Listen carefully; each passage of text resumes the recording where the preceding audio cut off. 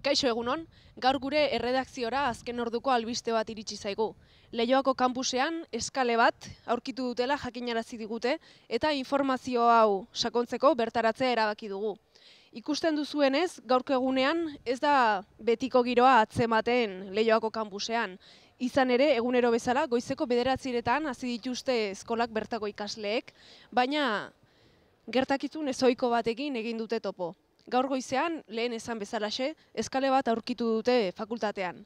Jakinarazi digutenez, 30 urteko gizonezko bada, eta egun bizi dugun krisia dela medio, langabezian geratu da. Fakultatean kalean ez bezala, jatekoa, berotasuna eta higienea lortu ditu. Atzo gauean heldu zen, bertara, ateak itxi baino lehenago, ateak itxi aurretik. Berri honek ezinegona sortu du ikasleen artean, eta beraz fakultateko ikasle batekin hitz egiten saiatuko gara, bere ikuspuntua jakiteko. Kaixo, egunon?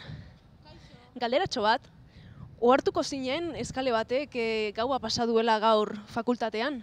Bai, da super fuerte, iritsi gara eta de repente tipo bat hor lurrean botata eta izan da, super harrigarria. Eta zer iruditzen zaizu fakultatea jasaten ari den egoera berri hau? Nire ustez egoera kritikoa da, bai? Zergatik jendea nire ustez krisiagatik eta saiatzen da egoera arintzen, baina hala eta guztiz ere oso egoera larrian gaude. Osogi, eskerrik asko. Zuri.